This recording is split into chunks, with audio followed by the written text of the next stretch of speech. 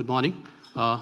Before starting new session, may I request honorable speakers who are joining us online, can you please confirm if you are able to hear us and if you can speak? So I want to avoid any issue. Yes, Yes, should be well. All okay. Thank you. Thanks, Mr. B. Professor Kumar. Arun Kumar is okay. Great, You sir. can hear me, I hope. Thank you, sir. Jamin? Yes, hi Ishan, it's working for me. Okay, thank you so much. I'm starting shortly.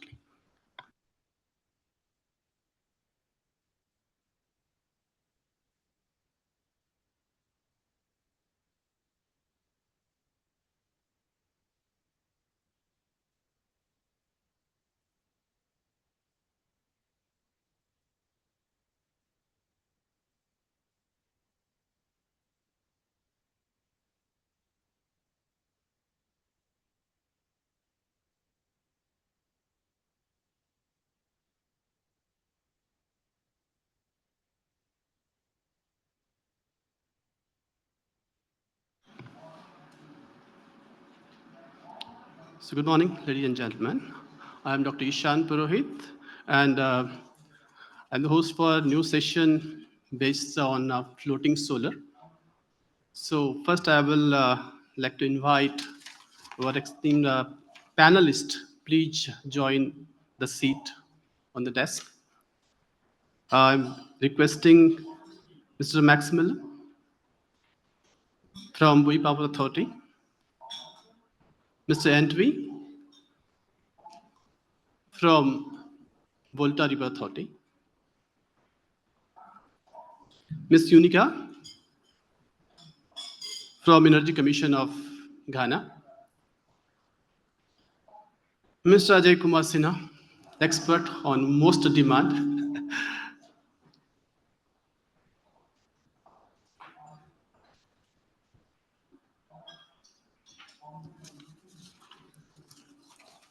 So DG sir has also joined. So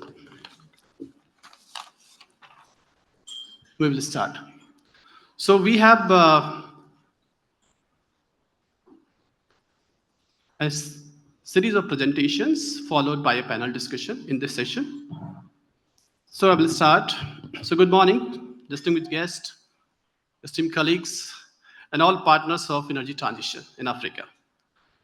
It's my honor to welcome you all to this pivotal session on floating solar photovoltaics, a transformative solution that holds immense promise for African clean energy future. As we gather here at 7th Africa Regional Committee meeting, we stand at the cusp of new frontier for solar innovation, and photovoltaics offer a unique opportunity to expand solar capacity without compare the scarce land resources. By utilizing man-made reservoirs, especially the hydroelectric reservoirs, agricultural and industrial ponds, we can unlock significant energy potential while minimizing environmental impact. So the technology is mature enough. Till date, we are having around 10 gigawatt installed capacity across the globe.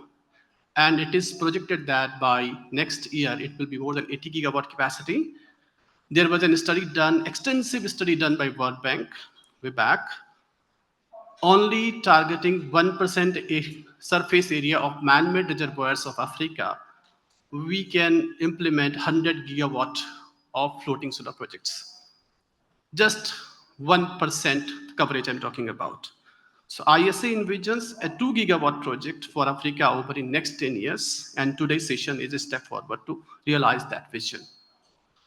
To support this journey, International Solar Alliance has developed a comprehensive framework for floating solar PV, which is a guide that empowers member countries with technical, financial, regulatory, and environmental insights. Today, we are proud to officially launch a digital decision tree tool, which is an indicative platform designed to simplify early stage project preparation and enhance bankability assumptions. This session will showcase Ghana's pioneering effect, including the operational 5 megawatt capacity Bui Power Authority project and upcoming 30 megawatt project of Volta River Authority.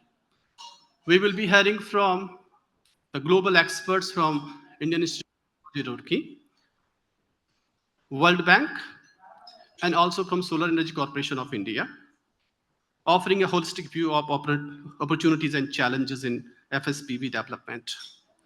So let us use this platform to exchange ideas, build partnership, and accelerate Africa's energy transition, afloat, and forward. So I will end with one quote, which during my uh, student life, I was used to hear from my professor, because we are all energy people here. Energy should meet perceive the need. And this word perceived, it is basically filling the all gaps required as far as technical risks are concerned, financial risks are concerned, or I will say that the bankability. So today we will be discussing more towards the bankability aspects of floating solar and what is required for that.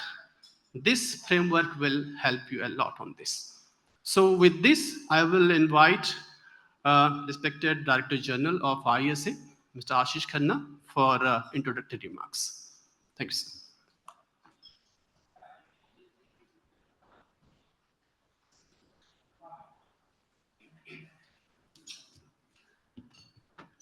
Good morning, everyone. Thank you, Ishan. I'm delighted to welcome you all to this session of Floating Solar. And the reason International Solar Alliance has deliberated on this knowledge is that it's part of one of our pillars on knowledge management, where when we analyze that almost 10 gigawatts of floating solar has been done worldwide, Africa, which boasts of some of the largest water bodies, have been to more than 25 sub-African countries. The lakes, artificial water bodies, we are in a country which had Akosombo with VRA. The potential is limitless. Up to 100 gigawatts is what my team tells. While it's great that we are celebrating 30 megawatts in Ghana, but when you look at the potential of 2 gigawatts, you're scratching the surface.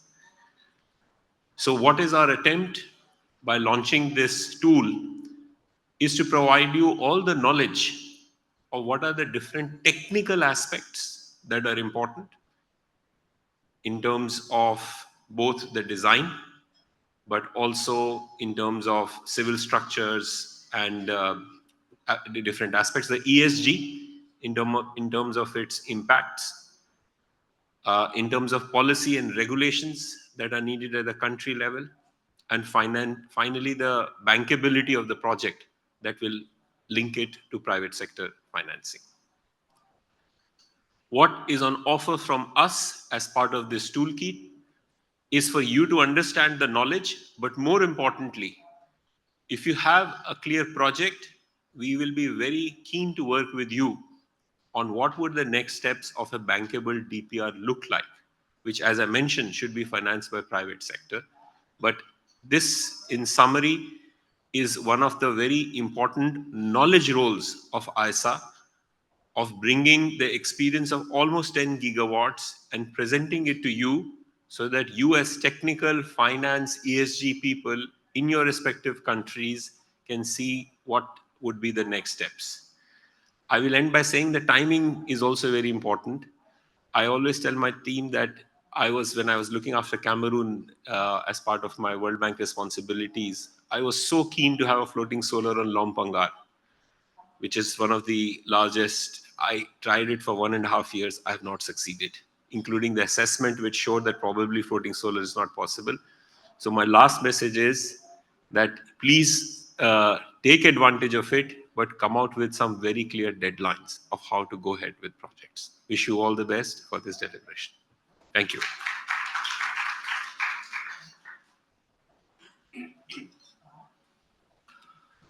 Thank you very much, sir.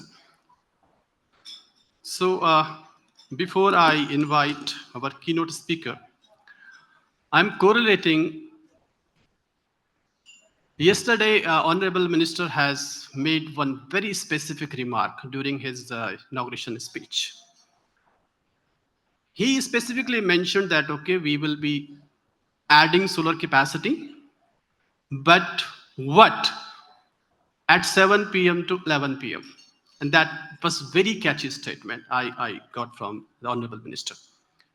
And it, for me, being an engineer in solar energy or renewable energy, it was very satisfactory thing that a country which is actually starting its journey towards renewable energy or energy transition, they have already think about these things. And let me be very honest, all countries, I will say, where solar commercialization is very high, they have not thought about it, whether solar for peak or solar for night. And now when solar penetration is pretty high, and in previous section there was discussion on grid failure and blackouts and those type of things, in fact negative pricing. So now markets are thinking about putting some storage and shifting solar to night. So with this, I will request Mr. Seth Mahu, who is basically our NFP for ISA in Ghana, as well as Director, Renewable Energy and Green Transition, for the keynote speech. Welcome, sir.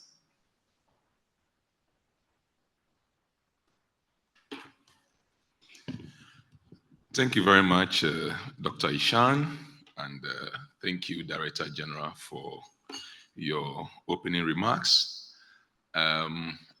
I feel very honored to be here in this particular session to be opening it on behalf of the Honorable Minister for Energy.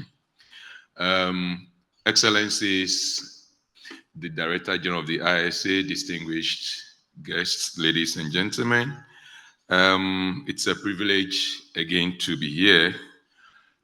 This session is so important because of what we think we can do to really optimize the resources that we have.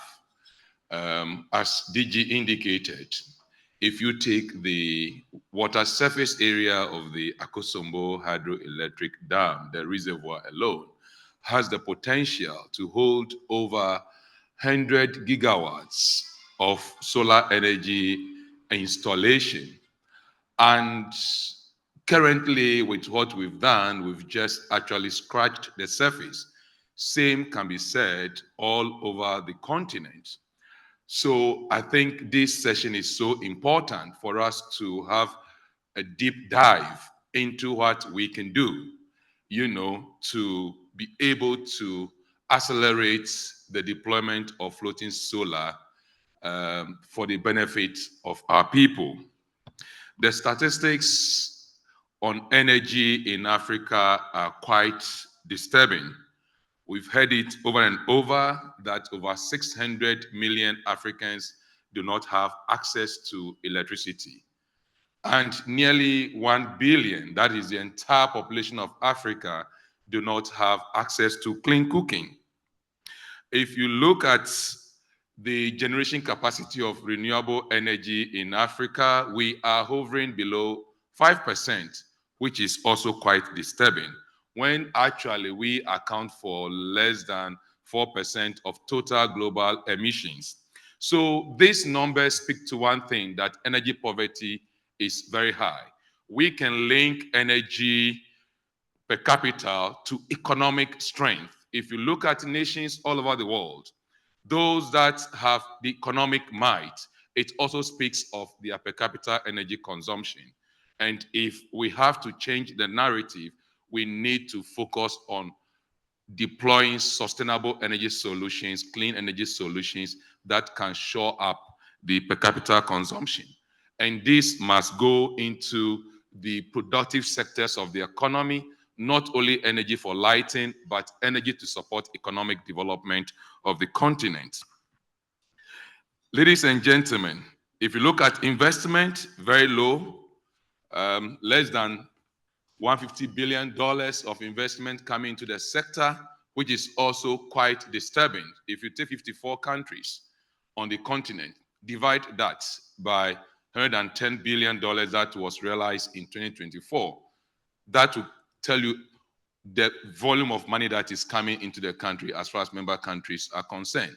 And I think this is something we need to also be working at. We need to create the enabling environment. We need to enhance the investment space so that private sector can come in, and we can also use the various instruments that we put in place to unlock capital from concessional financing to really drive investment in the sector. Without affordable, clean, sustainable energy, our goal, our ambitions to industrialize would remain a dream. And throughout yesterday, the discussions we've had, it's been said time without number that we need to move away from rhetoric talks to realities. So I think it's important that we work towards that. And I believe if we're able to do that, we'll be able to drive industrialization, create jobs, enhance food security, and improve climate resilience. I also want to mention the fact that looking at floating solar on hydro dam reservoirs give us opportunity to be able to hybridize resources and optimize the use of renewable energy solutions. There is a project that we are currently pushing. That's the Ministry of Energy in Ghana, which is looking at constructing 700 megawatts of solar wind hybridized energy solution. This project, already looking at the data we are getting from the feasibility studies, one thing is getting clearer to us, that if we are able to combine these two solutions, our grid utilization rate already goes beyond 50%. What it means is that solar must not stand on its feet alone. We need to look at the entire energy architecture and see how we can leverage them to really improve the utilization levels of these resources. Energy storage is one area that is emerging strongly, ladies and gentlemen, and we are already pushing as a ministry, coming out with the right policies to ensure that energy storage systems are priced in a manner that gives opportunity for private sector investment. Ladies and gentlemen, I know time is not on our part. If I want to continue with this, we are not going to leave here today. I'm also penciled to handle a session that is in parallel with this one. So on these brief remarks, I would want to encourage my panelists to do justice to the subject matter. Let us have a very deep dive into the conversation. I wish you a fruitful deliberation. Thank you very much.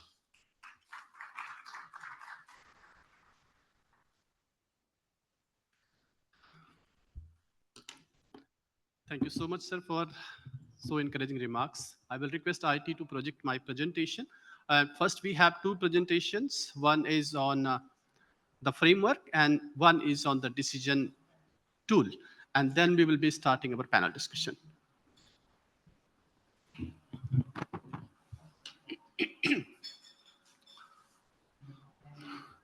Thanks.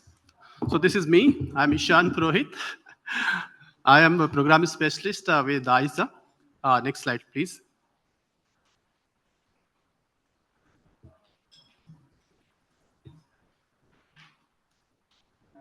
Next slide, please. Okay, thanks. I will be handed. So in my professional life, I have nothing done else than solar. And why solar is, in my view, it is important. There are so many energy sources, but solar is unique in one way. The range of capacity which solar gives you, no other technology will be able to give. So you can have autonomous system from some milliwatt, like a calculator screen, up to gigawatt capacity, where you are transmitting the power from 765 to 1200 kV transmission line. So this type of bandwidth you won't be able to find with some other technology, right? So it is in space. We are getting all mobile signals. It is on land. Now it is on water. And right side you see solar PV is a technology. And here we are talking in terms of solar application, means solar project. So technology is one thing, but project, if we are talking about, it has multiple dimensions. So there are application, it might be rooftop, it might be BIPV, it might be agri PV, it is solar application in agriculture sector. Why I'm specifically showing you these things? All these technologies and applications are bankable in different geographies of world. Either it's through international banks, either it is through the private sector, but the technology is bankable, the projects are bankable. So we will be emphasizing more on floating now. So the topic will be covering, and this is a brief presentation, so I'm not going into much of technicalities. The aspects of floating solar. Why floating solar? There might be an argument that we have enough land available, then why should we go for floating solar if cost is pretty high? And operational and maintenance challenges are there. So we'll try to address those. What is the potential and market?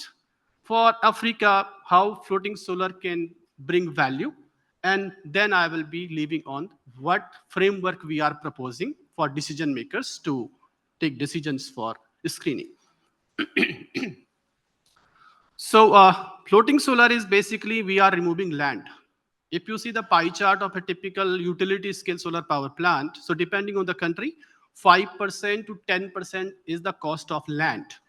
And acquisition of land, especially in population-rich countries, is very, very difficult because plant capacity size is very, very high nowadays. So if you see the countries like China, India, Vietnam, where penetration is high, land acquisition is being challenging, and it is making very impact on the capital cost.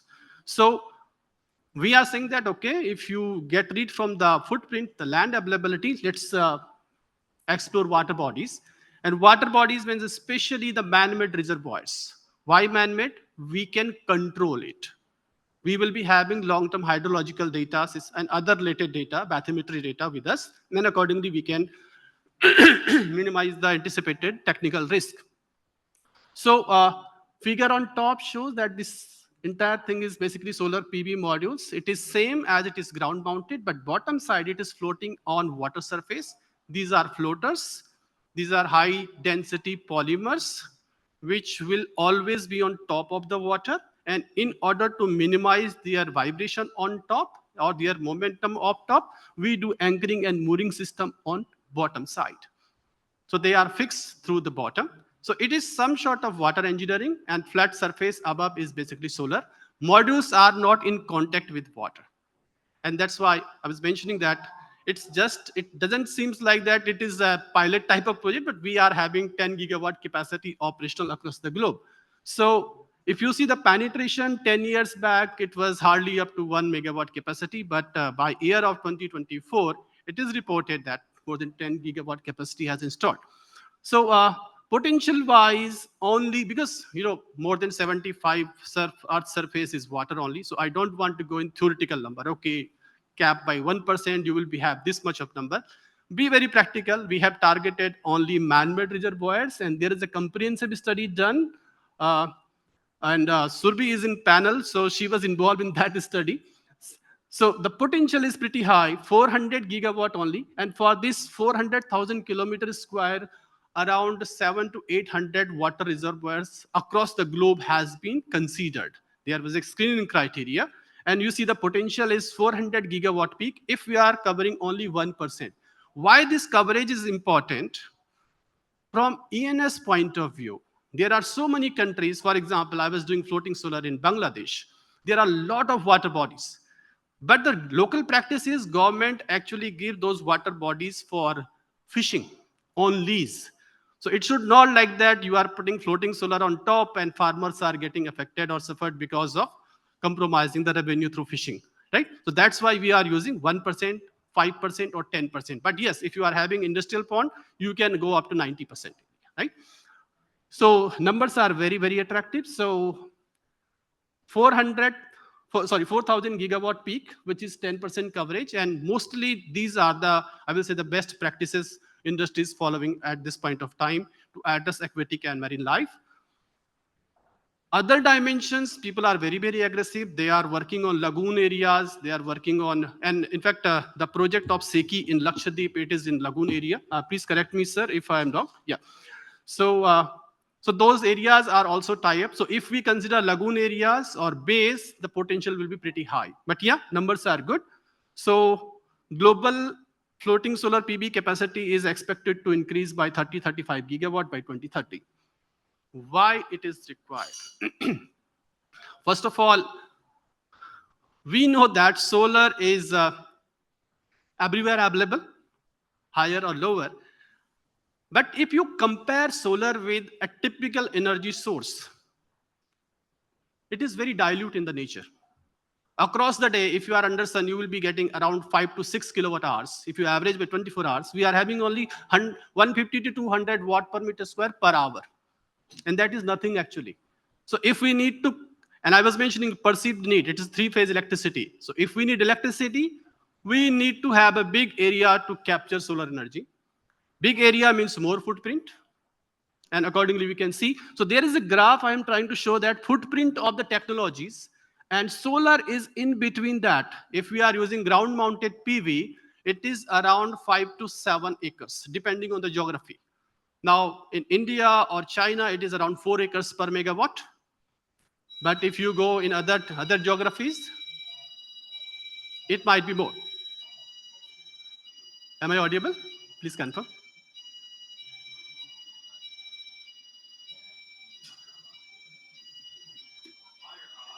Okay.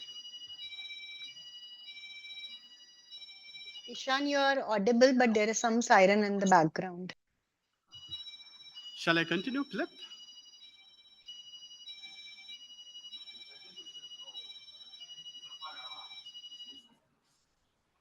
It's done.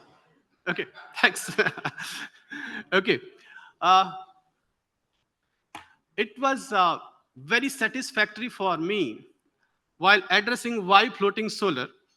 I got a graph, and floating solar, why it is important? If you see the typical loss chart on right side, people have mindset that, okay, higher the temperature, higher the insulation, you will be getting higher energy, but it is not really. If you are having high intensity, you can get, but parallelly your temperature is pretty high, and that is the most adverse in terms of energy generation. So higher the temperature, less the generation. And in African countries, you will certainly get more than 50 degrees centigrade operational temperature at some point of time in a year. So if we can reduce this by, let's say, 5 to 6%, so obviously our energy generation will be increased. And there are several case studies available which is showing and proving this statement. But when I was reading a research paper published by Ghana only, by BPA, Bui Power Authority, and this graph is based on their actual data. I have taken from Science Direct, very good international research paper they have published. And capacity factor, if you see, it is higher than ground mounted. So for Africa, it is already proven that floating solar generation will be much better than ground mounted PV, right? And one graph on side, I have taken 40 to 50 years lifespan of a solar PV module. So due to low temperature, your degradation rate will be less and your longevity of the project will be more. So if you see on the scale, the LCOE on the bottom side and different technology which are commercially available on the globe, floating solar is ranging somehow around 5 to 11 cents per kilowatt hour at this point of time. And obviously once the scale will be 5 cents, less than 5 cents has been experienced in India, but this is the range wide. And this is, people are comparing with solar PV at utility scale because solar PV is getting benefit of economy of scale. So, and on that side, you will see the distribution of cost of a ground-mounted PV as well as a floating solar PV. So we are actually, doing this comparison. But there are two aspects. We are dealing with water surface. We need some specific anchoring and mooring system. And due to less penetration as compared with ground-mounted PV, still the capex of floating solar is higher. So once demand and more projects will be coming on ground, obviously the cost will be decreased. So from my experience on bankability projects, the way I see the projects is basically, if we need to consider or design a bankability project, we need to fulfill these dimensions. And this is actually, we are correlating with our framework. You need to have proper understanding of the market, resource assessment, whether you have enough solar or available solar or not, then technology, which is bankable, somebody can take risk in the investment, financial and economic assessment is needed. Once these things are fulfilled, then only somebody will be thinking about implementation of the project. But one thing which is very important, and that's why in this panel discussion, point of view from Solar Energy Corporation of India is important, institutional mechanism. Solar PV is available all across the globe. We know the technology, we know where to get funds from. But unless we are not having a structured institutional mechanism like single window type of clearance, it is not going to happen. So this is important. And then obviously the environmental viability. There is a term called energetic viability, which is linked with the carbon financing. So how much energy you are putting behind the project and how much energy it is giving you across the life of the project. That ratio I'm talking about. And finally, the up to social acceptance. As I mentioned that in water bodies, a lot of social aspects are also involved. So this is a scenario of Africa. Recently, EU has done a study over 146 hydropower projects with 1% coverage of Africa, and it is giving a potential of 29 gigawatt peak. You can see on one side, I was mentioning resource. Resource is very high in Africa. One side you are having hydropower. Why specifically we are talking about hydropower? Again, correlating with the statement given by Honorable Minister yesterday, we are talking about peak. So if we can stop releasing of water at daytime and fill that gap by solar PV, so we will be having firm and dispatchable power through hydro at evening peak. So it will be giving you extra bandwidth for grid operators. So there are multiple business models which have been tried and tested, and we need to see what is the optimum one. So this is overall skeleton of ISA's global framework for FSPV, which is having 4 key pillars. And each dimension, we have made almost all sort of deep dive on this one. So what type of technology? There is a technical framework, and which is covering all aspects related to the anchoring, mooring, grid integration, implementation, bathymetry, hydrology, everything. Then there is commercial and financial framework. And this commercial financial framework is giving you the idea of what type of business model could be used, how capex could be tapped, whether it is concessional finance, whether it is climate finance, whether it is a blended finance. So all these aspects, this framework is basically addressing. Third one is the policy and regulatory framework. So today it is, and I think in every session, we are repeatedly hearing these things, policy and regulation, policy and regulation. So here also, the policy and regulations will make very important feature in the project. And then finally, environmental and social management framework. It is very critical in terms of floating solar PV. So aquatic life, marine life, ESIA, social acceptance of the projects, those things are very critical. So whatever best practices, either it is IFC's performance standards, either it is ADBs, either it is any other investors or lenders standards for floating solar or hydropower projects, we have covered there. So technical framework is having all criteria for site assessment selection, what type of design and standardization, codes and standards are needed. I will not read one by one. Then commercial and financial framework is basically what type of financial models are there, what is the economic viability. Viability in terms of economics is basically playing with. For example, you are generating at daytime at very cheap cost, and somehow you can store that power and sell at evening at peak at double or triple cost. Your total financial feasibility will be different. That's why all integration of all aspects is important.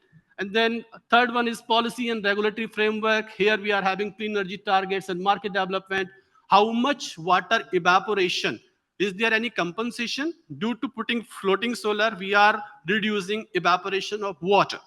So if it is a reservoir of drinking water where floating solar is kept, so certainly there will be benefits. Can we quantify those benefits also? Grid integration in power procurement, power purchase agreements, all technicalities, grid codes, compliances, those things are here. And finally, environmental and social management. So site selection, what type of things from environmental consideration we need to take into account, regulatory and social safeguards. This R&R issue is very important but I think floating solar R&R issue will not be there. But yes, it is too much in hydropower plants. These are correlated. So we need to see the synergy. And then sustainability, and long-term planning.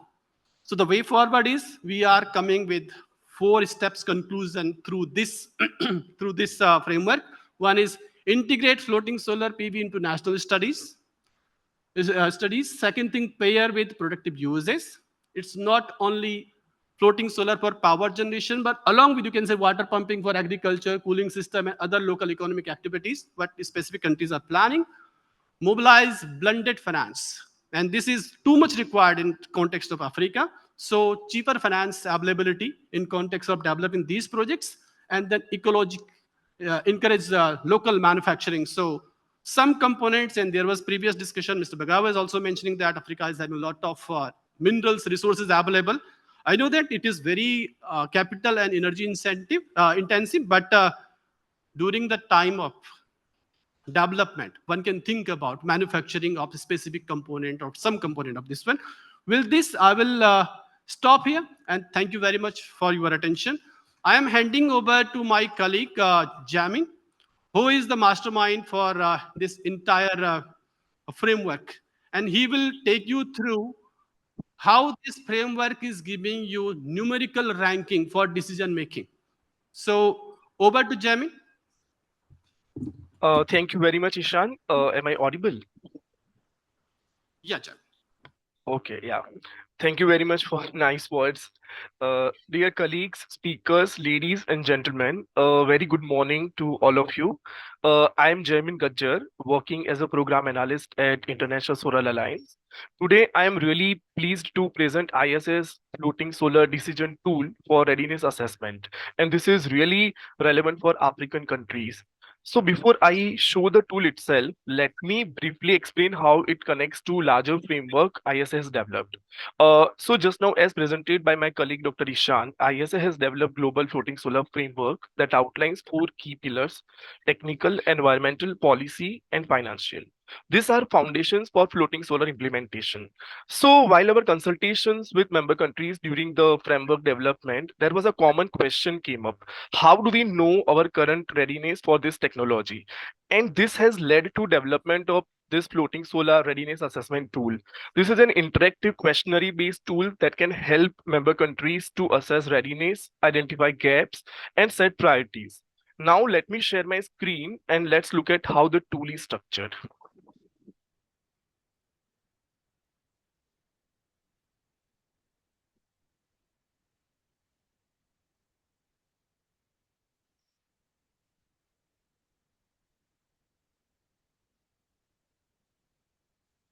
Is my screen visible?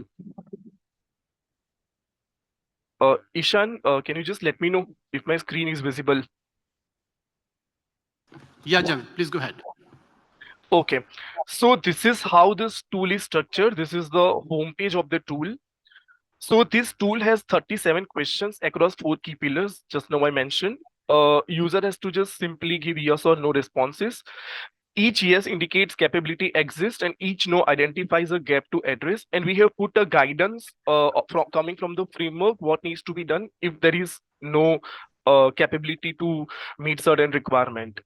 And in the last, after completing the assessment, the tool will show the result with overall readiness profile plus pillar-wise readiness. And here you can see, before we begin the assessment, here you can see download framework preview. So last month in the Latin American Caribbean Regional Committee meeting in Chile, we have soft launched a preview report that is more like an executive summary. So we have just linked it here and the full framework is underway and we are soon launching in our General Assembly. So let us begin the assessment. Let me just put pre-filled details to save the time. So we can start with the technical pillar. So pillar-wise, user has to do the assessment.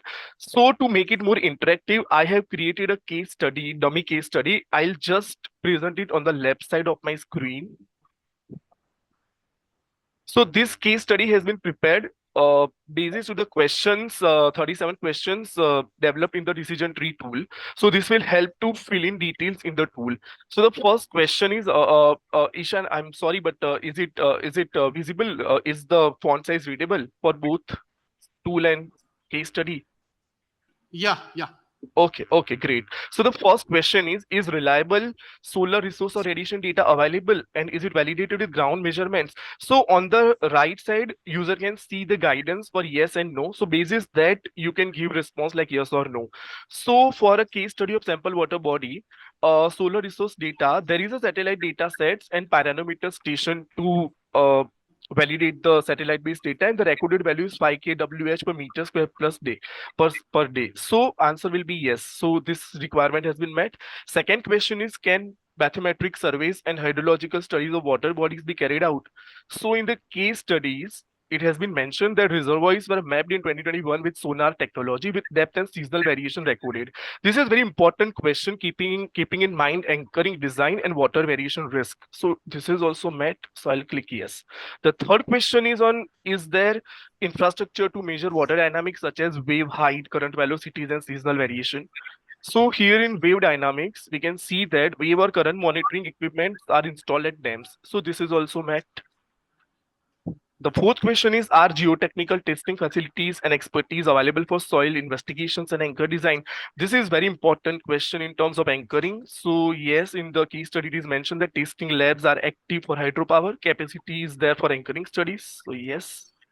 I will not go through the framework guidance because it is quite lengthy, but I will try to summarize in the case study. The fifth question is on, are certified laboratories available to conduct water quality analysis for parameters that affect durability of floating solar components and material? This is very important question in terms of corrosion risk and component durability. And in the case study, monitoring is limited to drinking standards, no salinity or turbidity data available. So this criteria is red flag, so I'm putting no. Uh, Sixth question is on, are internationally certified floating solar components accessible through local supply chains? Yes, internationally certified components are importable, so I'm clicking yes. Seventh question is, are procedures and technical capabilities in place for evaluating grid capacity and interconnection feasibility? This is important in terms of safe interconnection and cost efficiency. Yes, substations are within 10 kilometers of reservoirs and spare capacity is there. So I'll put yes. Ideally, it should be in the range of 5 to 15 kilometers to avoid cost implications and losses. The eighth question is on, is there institutional capacity to assess and model extreme weather risk, including cyclones, floods, and seismic hazard? This is important in terms of resilience and climate risk management. Yes, flood data is available, but no detailed hazard modeling is done, so no. Ninth question is, are advanced monitoring systems and communication network available to support real-time performance tracking and monitoring? SCADA is in place for hydropower and it can be adaptable to floating solar, so I'm putting yes. The 10th question is about adequate arrangements to ensure site accessibility for construction and ongoing maintenance. Yes, there is a site accessible by all weather roads, so I'm putting yes.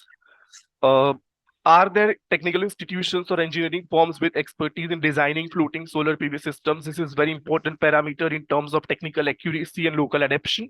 Yes, local firms are collaborating with international experts, so I'm putting yes. 12th question is on, are technical standard established to ensure floating solar projects to meet environmental protection and requirements? This is very important question in terms of water body surface coverage. This is also important in terms of ecosystem balance and biodiversity safety. So reservoir coverage is capped at 20%. So this is also good. Are there established protocols and infrastructure for end of life management of floating solar components?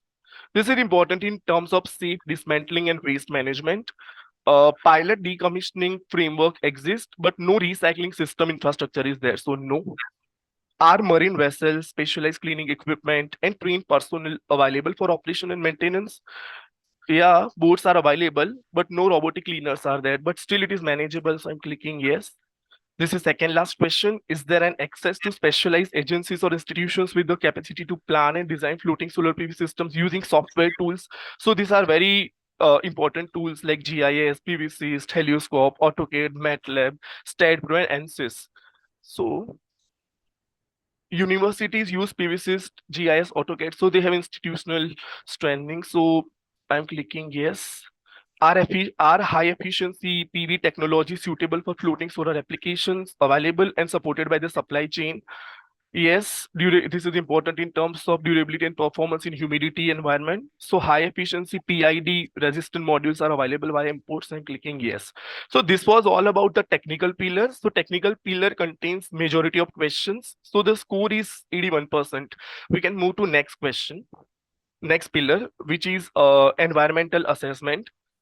Let me just scroll down.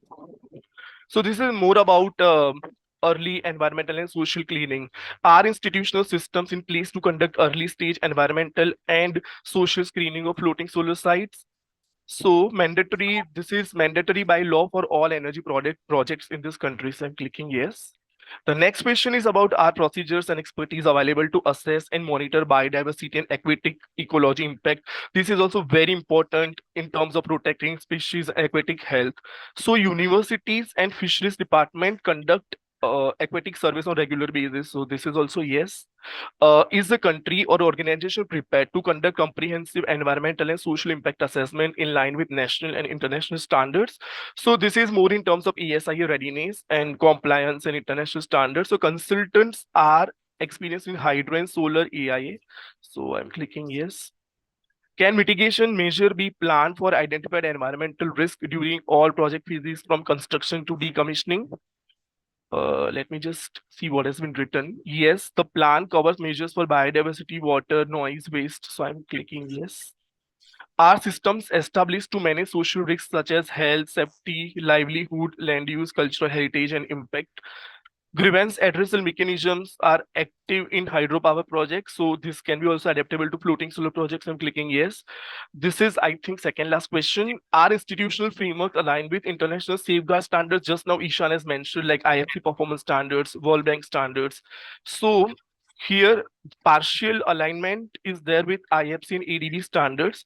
So there are gaps in labor and biodiversity. So this criteria has not been met. So I'm clicking no. And the last question under this pillar is there a plan for decommissioning and site restoration to ensure safe dismantling and ecosystem rehabilitation at the project closure? Pilot framework for restoration has been prepared. So yes. So this was all about the environmental assessment and we are scoring 86%. Let's move on to next section. It is about policy and regulatory. So this is also a very important question. Is there a possibility or roadmap for including floating solar projects in national or state level renewable energy policies? This will give policy visibility and investment confidence. From that perspective, it's very important. So the response is floating solar included in 2023 renewable energy policy draft, but still it is a positive move. So I'm saying yes. Are legal and regulatory frameworks clearly defined for water body access, leasing, and use for floating solar projects? Reservoir leasing rules are issued by Ministry of Water. So yes. Is there a streamlined coordinated system such as single window clearance for permits and approvals? So permitting multiple agencies are required, no single window clearance. So this is something which can cause delays in permits and approvals and it have direct cost implications. I'm selecting no. Are clear technical protocols established for grid integration, including voltage, metering, and anti-islanding standards? So yeah, this is their existing solar interconnection standards are applicable. Is there a process in place to manage grievances and feedback from local communities? This is very important because there will be a lot of involvement of community in this. So transparency and accountability should be there. So consultations plus reporting are required by regulator with local communities. So yes. Are institutions, national, state, or project level structured to provide oversight, coordination, and enforcement for floating solar deployment? So it's more about institutional oversight. So nodal agency is designated for floating solar PV coordination. So yes. Are dedicated tariff structures or financial incentives available to address higher upfront cost of floating solar project? So in the case study, it is written that tariff committee is considering viability gap funding plus concessional loans. So yes. So this was all about policy and regulatory assessment. We are scoring 86%. Let us move on to next section. It is the last one about financial and commercial. So the question is, are structured financing models such as project finance, corporate finance, blended finance, or PPPs in place for floating solar projects? So in the case study, it is written that PPP and project finance already in practice. Yes. Are targeted incentives such as capital subsidies, viability gap funding, green bonds, or tax benefits defined in policy framework? Tax benefits plus concessional loans are under discussion. They are still under discussion, so it is a positive move. So I'm saying yes. Are appropriate insurance policies and performance guarantees available to cover floating solar project risk? Hydropower insurance products are extendable to floating solar PV. So yes. Are predictable revenue mechanisms such as PPAs, feed-in tariffs, net metering, or renewable energy certificates monetization established or planned? So 20-year PPA standard is there and pilot net metering is there. So yes, this is also good.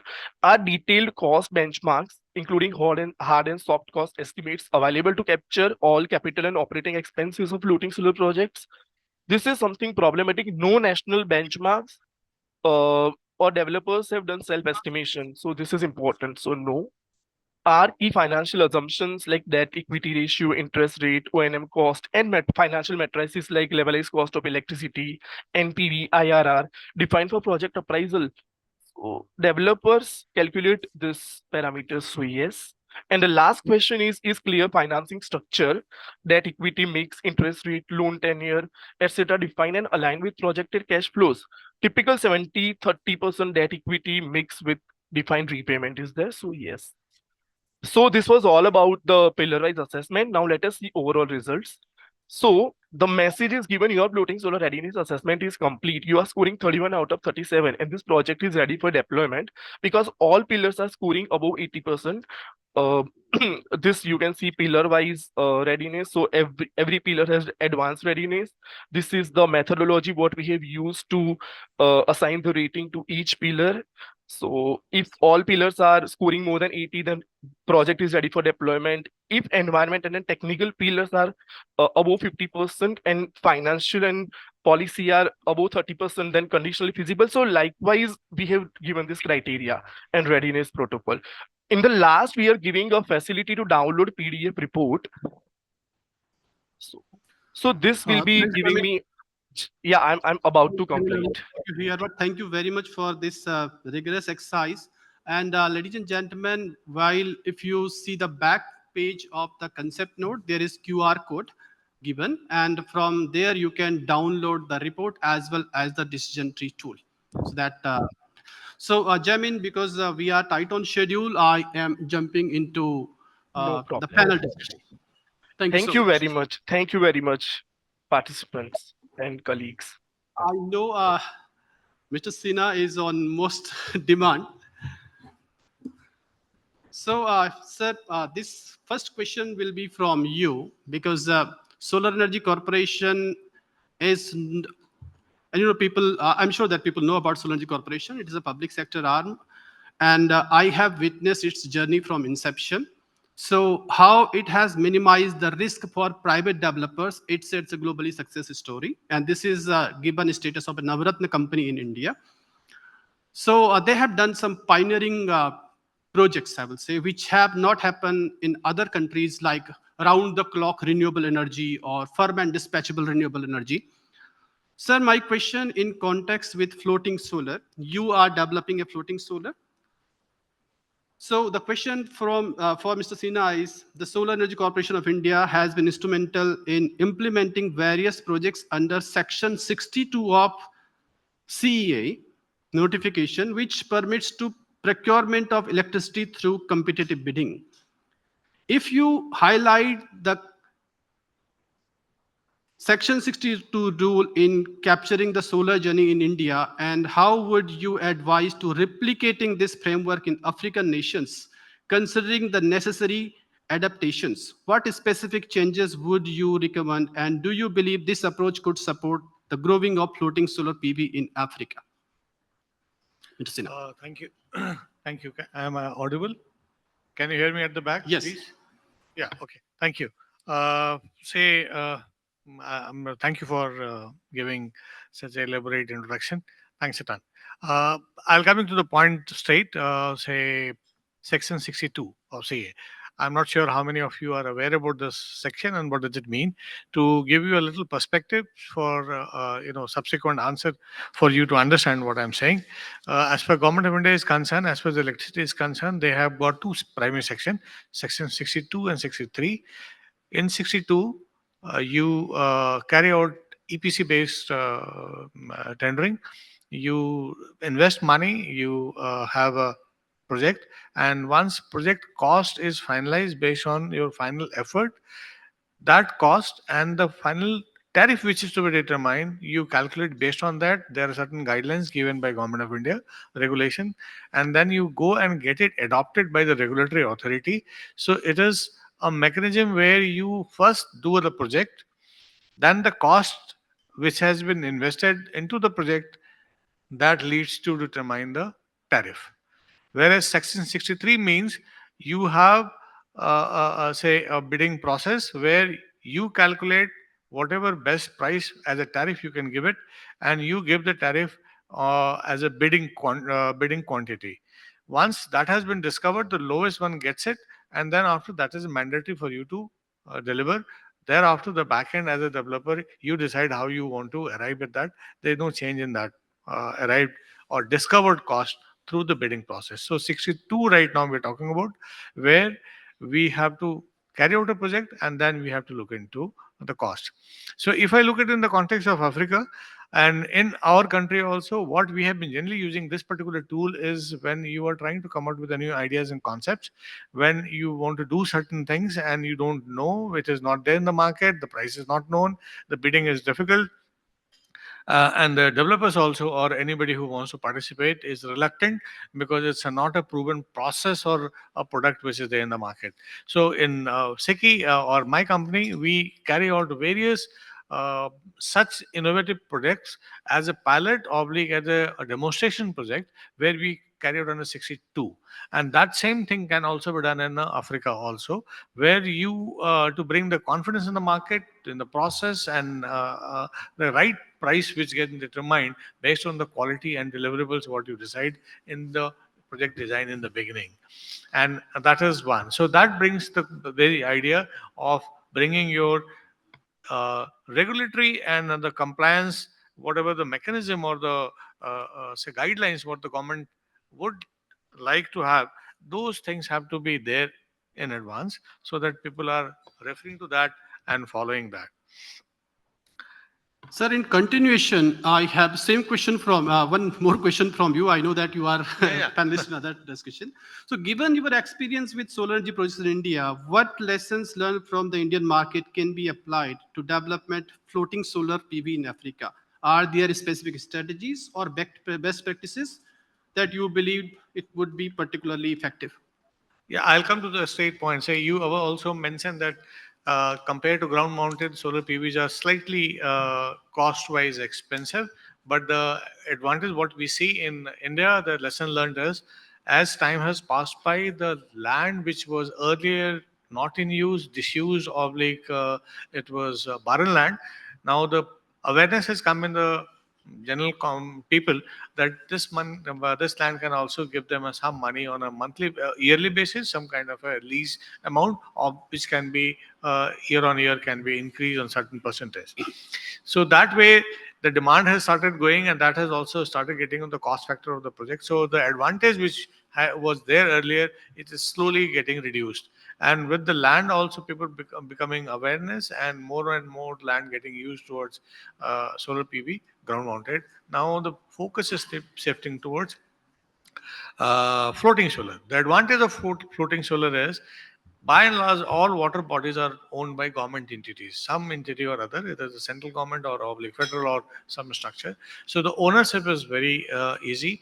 The surface is very smooth and levelized, and unless you go to the coastal area where the tides or something is there, so the problem. And most of the places, because of the water body, the habitation is also nearby. So your transmission systems and other things also becomes, in particular case, the way I see it in Africa, because you are looking more towards a decentralized, it will also further help. So solar PV on water body is one of a very good idea, and particularly where dams and other things are coming up, water bodies you already have.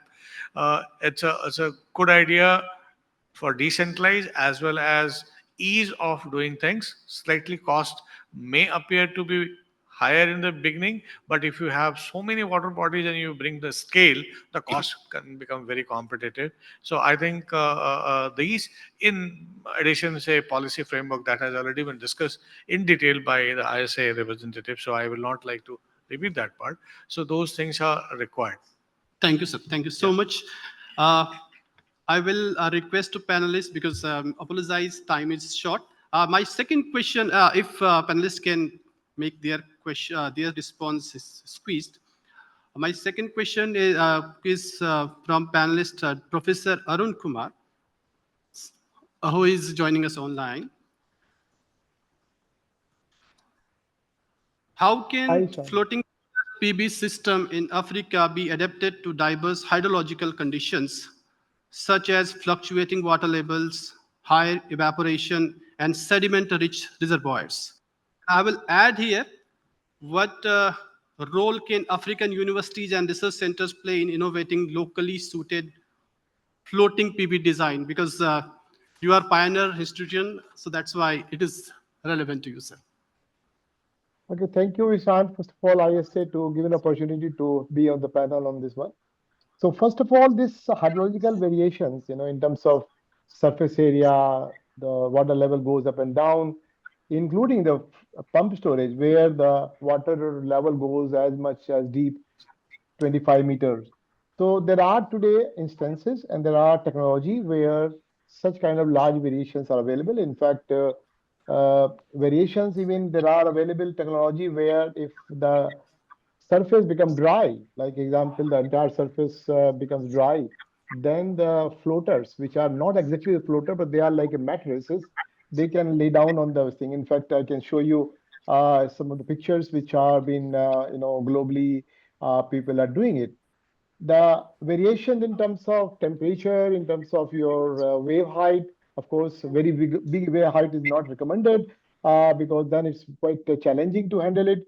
But height of about half a meter, 1 meter kind of weight are very easy to handle. In fact, the Africa is very much blessed in terms of they have in fact, fifth largest reservoir in Africa. In fact, it's in Ghana only.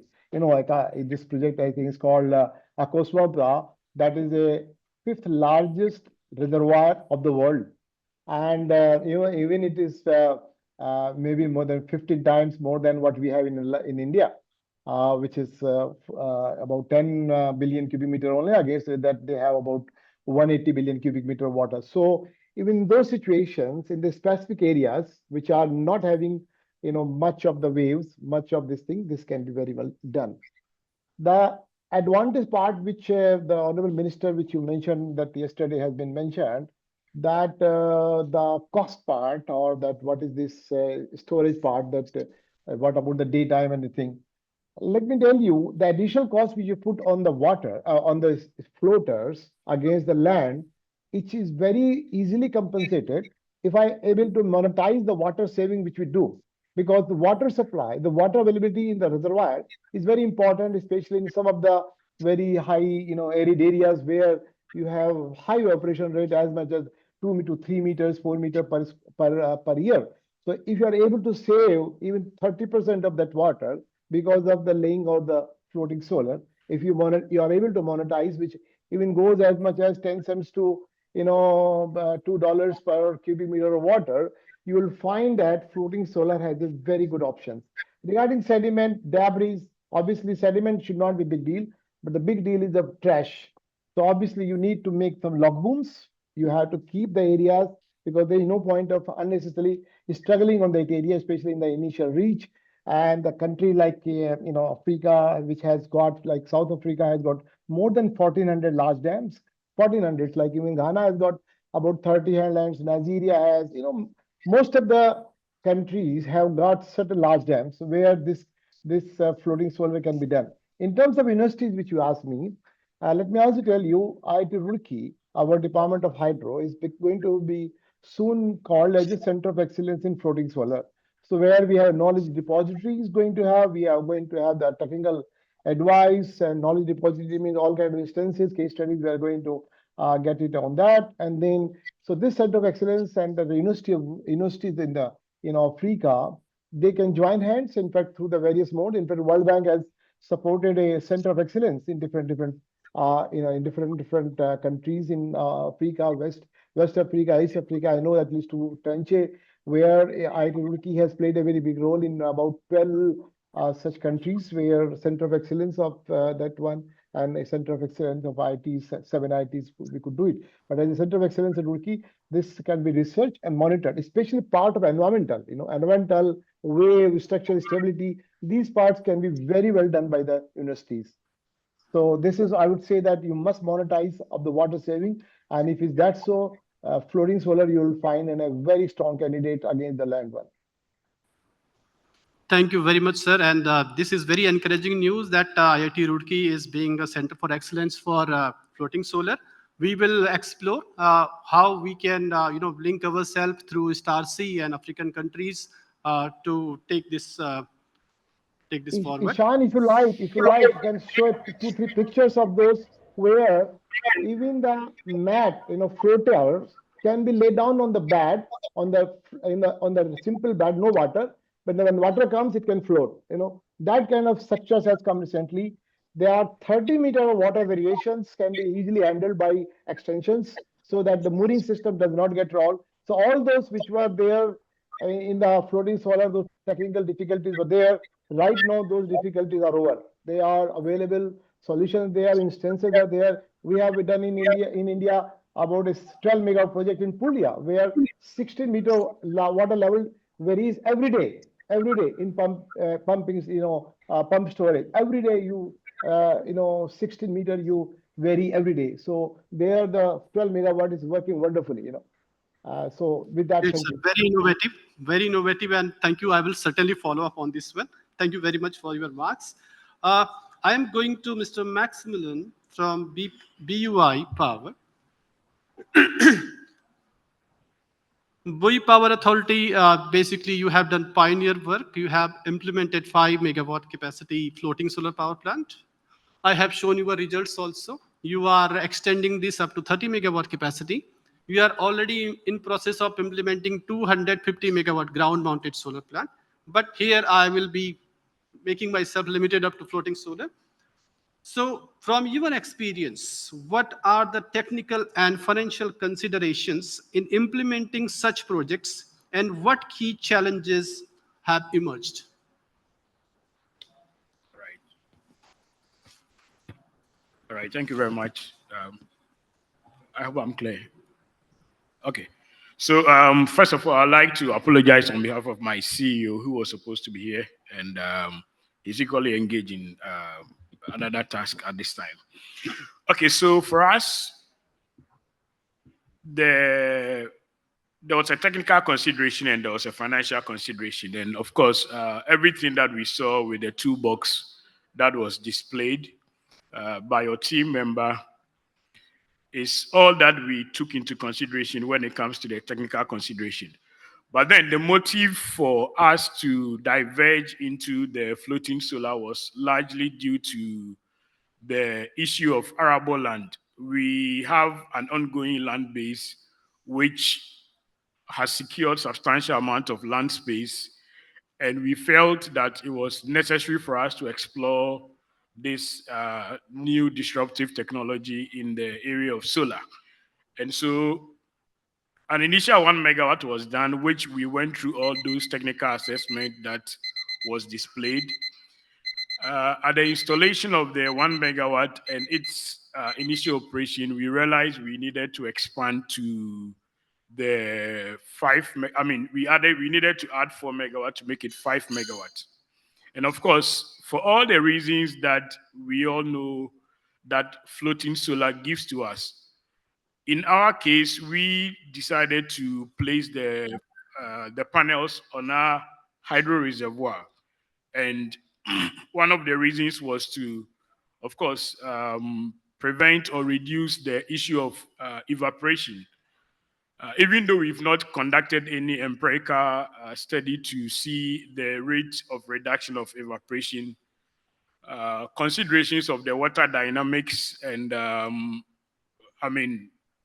the mooring system in terms of anchorage and key consideration for its technical viability was the albedo index of the river. As we all know, there's a higher albedo index when it comes to the river surface in terms of reflecting below. And for the case of the solar that we did, for the floating solar, we used the bifacial models. And so these were some of the technical areas that we considered. On the finance, I think it's open knowledge that the capex for floating is marginally higher than that of the land base. And for us to pioneer this project, we were working within the capex that I think NREL also have the benchmarks that are in the industry.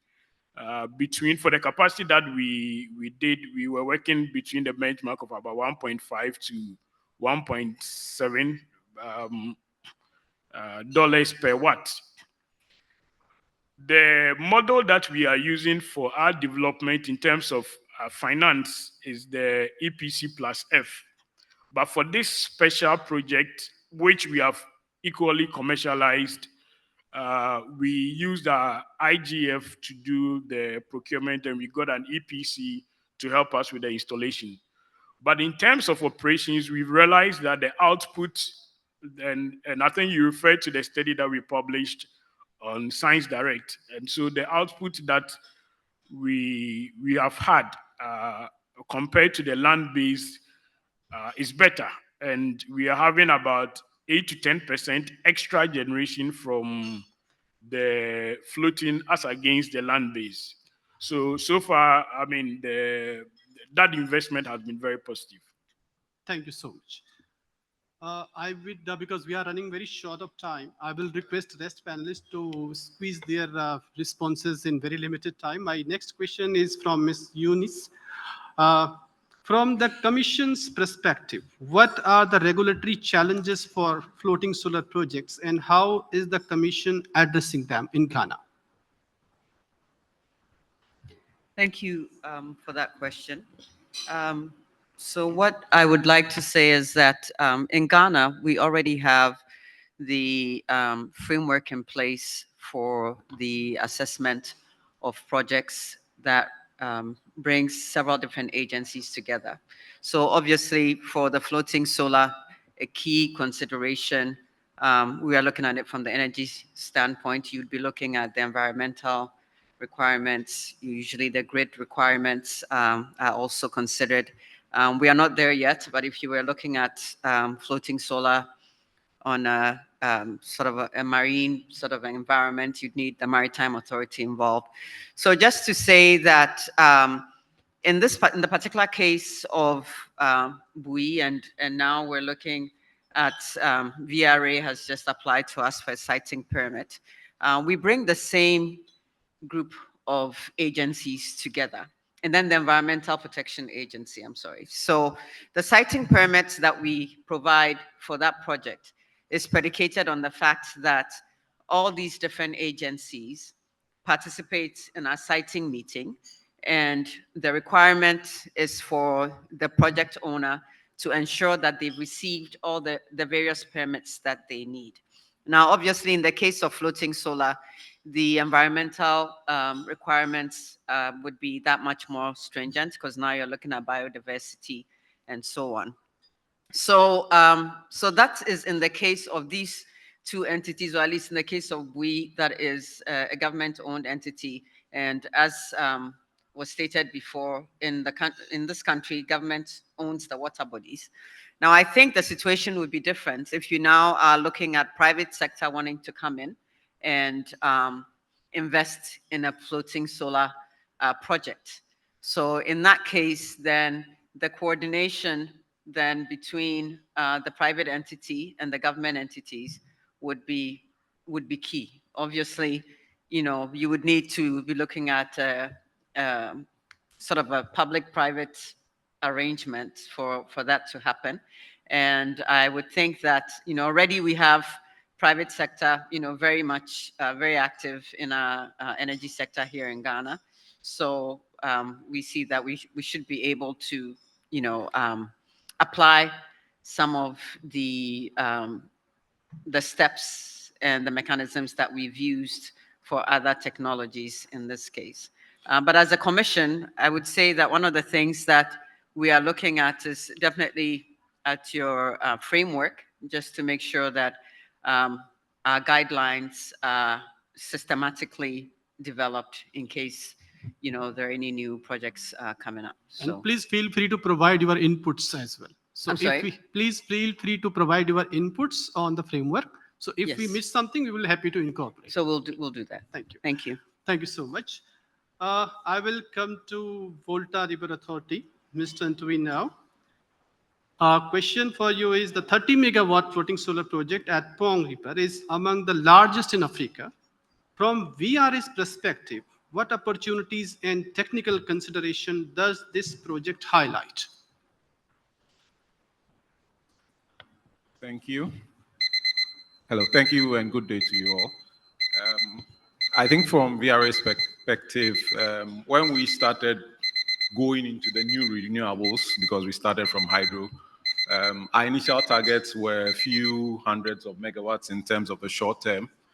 Those targets have been updated over time because there's demand from our customers from it. Ghana now has a renewable energy transition framework, which foresees that we have to do quite a lot of renewable in the future. So if you look at it, we have a few hundreds in the short term, a few thousands in the medium, and then it goes on. But we foresee that this will go up even further. Now, if you consider that when the Akosombo Dam was built, the surface area of the Volta Lake is almost 8,500 kilometers squared. And that's about 3.6% of Ghana's surface area. So looking at that, we felt that, okay, we're going around, we're getting land to build plants, but it's also essential for us to look at this resource which we have and we manage ourselves. And so that was one of the considerations for looking into floating solar for us. Beyond that, we wanted to explore how the two, both solar and hydro, could complement each other. And then we were looking at some, let's say, water saving.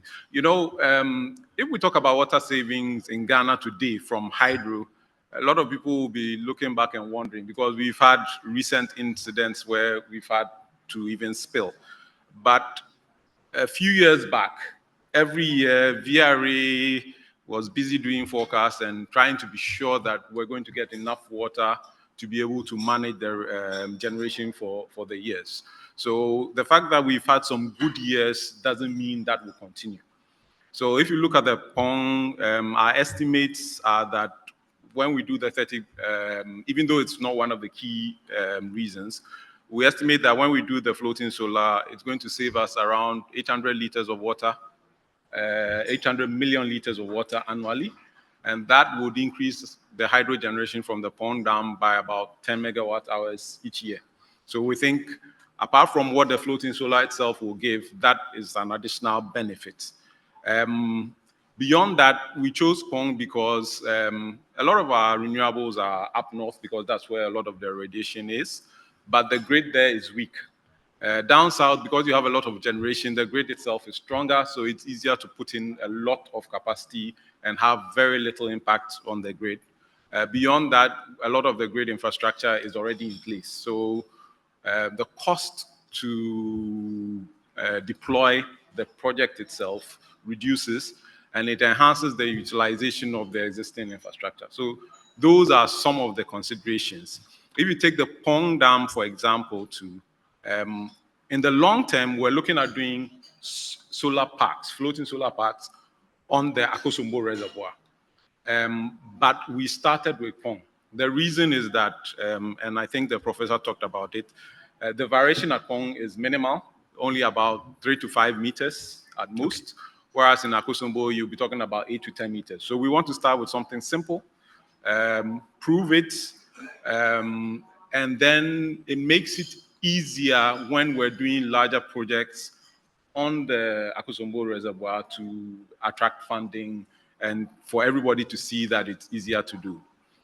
Even for the Pong project, the first phase is 30, but we intend to expand it to 50. For the first phase, the financing is some concessionary with VRA contributing, but for the second phase, we intend to go out and get other sources of financing that could include the private sector. And we wanted to do something for everybody to see, sort of de-risk it, and then we expand, and it makes it easier for anybody who's coming on Thanks, board. thanks, and very best wishes for your capacity expansion. My last panelist, who is Asia's one of the most influential women in renewable energy, Surbi from World Bank is there. And Surbi, I have one question for you. How does the World Bank see innovative technologies like floating solar PV contributing to Africa's universal energy access agenda under Mission 300 and Ascent? And I will be requesting you, if you can please make your response very crisp and precise. Thank you.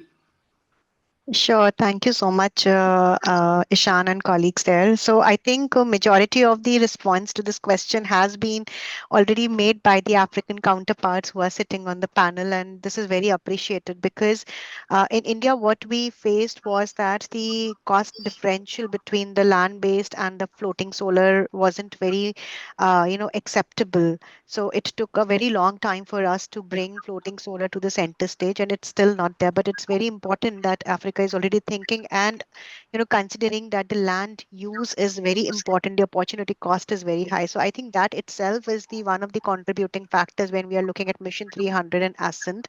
But beyond that, also because the modular nature of the floating solar itself is very important. So when we talk about Ascent Mission 300, we are looking at both grid connected large scale projects as well as the distributed energy.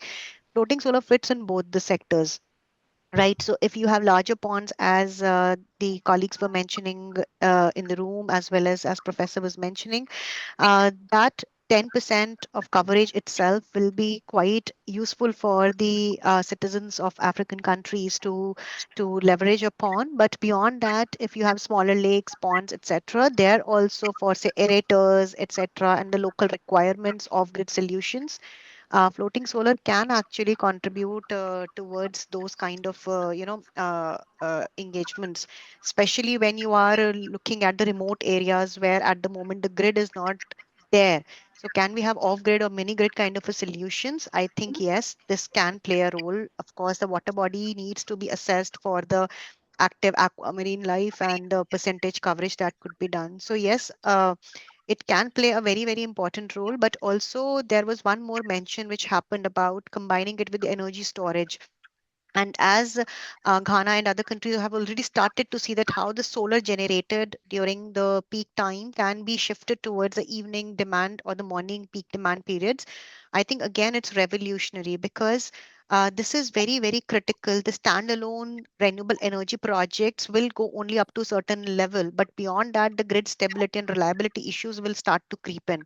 So I think that forward-looking approach is quite welcome and will definitely contribute directly towards the Mission 300's objectives. In addition to it, how we are also looking at it from the World Bank perspective is to provide, kind of a technical assistance or capacity building support, which can contribute towards further deepening of these aspects. I noticed that already 8 to 10% of evaporation losses are being, seen to be abated by floating solar. Then there are these 10 megawatt, I think, was mentioned by one of the co-panelists, equivalent of energy being saved because of the floating solar. So a lot of these results at the moment are not being recorded in the public domain and not available. So if Ghana is planning to deploy these floating solar projects, it will be very important to have sensors which can monitor this data, which can be put up in the public domain and then regularly updated, and then the process and the progress of the floating solar and its likely impacts, positive and negative, both can be put up so that adequate risk mitigation strategies could be developed. I think with that holistic nature, the objectives of Mission 300 can be achieved, which is essentially to provide sustainable and cheaper power in addition to the water that will be made available due to evaporation losses being curbed, etc. So I have a lot of things to say, but due to paucity of time, I'll take a pause here. Ishan, back to I you. can imagine, Surbi. Thank you very much. And you know that, especially in technical things, technical sessions, because a lot of things are happening. You are developing projects, Professor Arun Kumar having very wide range of, he is one of the global hydro expert. Surbi has a lot of work. VRA is doing extremely good work. And we intentionally, I was, putting Ghana stakeholders in the panel, that how they actually implemented the project and what type of regulatory challenges they have faced and, sorted out. So with this, I think we already extended the time. My apology for next session host.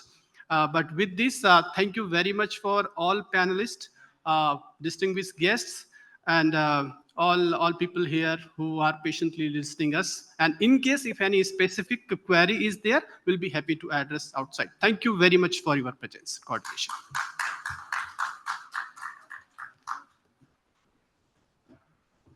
Namrata, you can take over now.